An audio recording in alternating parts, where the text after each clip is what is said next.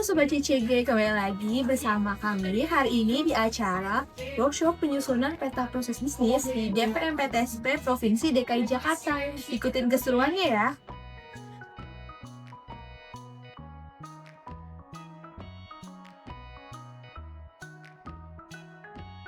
Kalau untuk penyusunan peta proses bisnis sesuai dengan definisi di Permenpan nomor 19 tahun 2018 itu adalah kolaborasi gitu, menghasilkan kinerja yang bernilai tambah dengan adanya kolaborasi antara unit kerja gitu.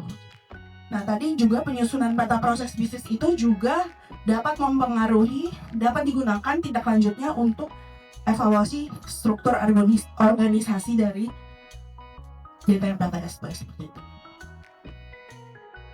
Nah, ini merupakan kerangka penyusunan peta proses bisnis dan SOP. Itu ada dari mandat peraturan perundang-undangan, di mana dalam mandat peraturan perundang-undangan itu diturunkan ke peta proses bisnisnya Pemprov DKI di lingkup 3, diturunkan ke lingkup 4-nya di OPD-nya dalam hal ini DPMPTSP. Nah, kalau dari Pemprov DKI, peta proses bisnisnya itu dapat menjadi dokumen SOP, tapi namanya SOP makro. Kalau di masing-masing PD, di masing-masing OPD itu nanti jadinya SOP mikro di masing-masing perangkat daerahnya. Nah, dasar dalam penyusunan peta proses bisnis tersebut juga berasal dari dokumen renta, di sini ada renta organisasi, lalu juga disupport dari SOP unit existing, dan juga bisa dari tugas dan fungsi juga.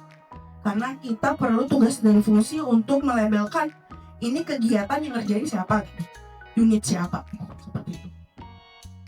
Nah, kurang lebih kerangkanya seperti ini. Jadi nanti ada peta level 0, level 1, nanti ada level 2, level 3, sampai level yang terakhir yang kita identifikasi level N itu yang akan kita gambarkan menjadi cross-functional map atau level N.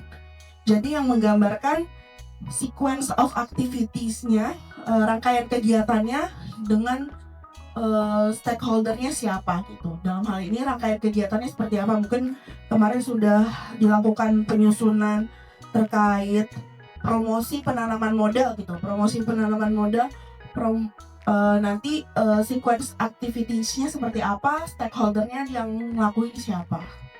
Seperti itu.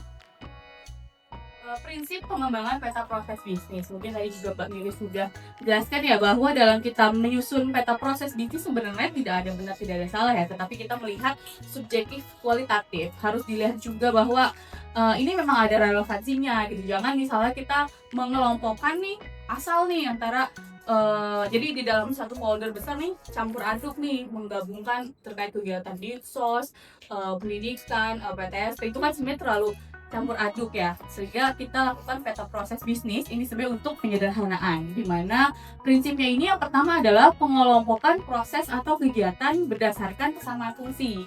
Kita di Mbak Mili juga sudah menjelaskan bahwa anggaplah kita membuat folder besarnya adalah kebijakan.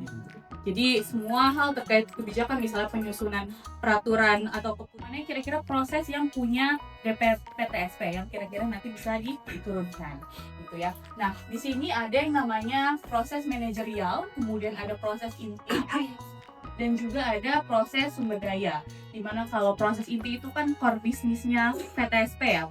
Jadi kita sudah bisa mengidentifikasi nih, kalau misalnya nggak ada kegiatan penanaman modal, otomatis PTSP namanya nggak ada PM-nya gitu kan, otomatis itu sudah bisa kita identifikasi, kegiatan penanaman modal itu masuk di proses inti. Tapi kalau misalnya kita mengatakan kegiatan yang berhubungan dengan SDM gitu kan, apakah SDM juga penting ya, tetapi apakah itu menjadi core bisnisnya dari PTSP? Nah, itu adalah sebagai proses sumber daya. Jadi dia mendukung pengoptimalan proses di dalam suatu instansi.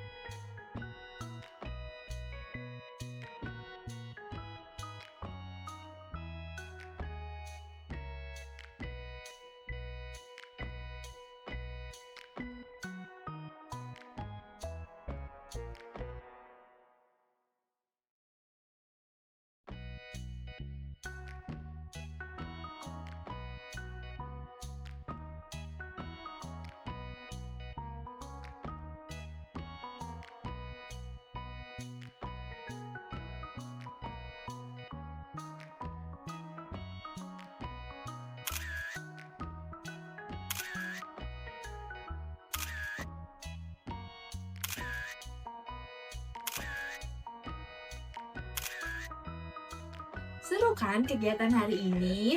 Ikuti terus ya kegiatan kita. Jangan lupa like, subscribe, dan share video ini. Terima kasih.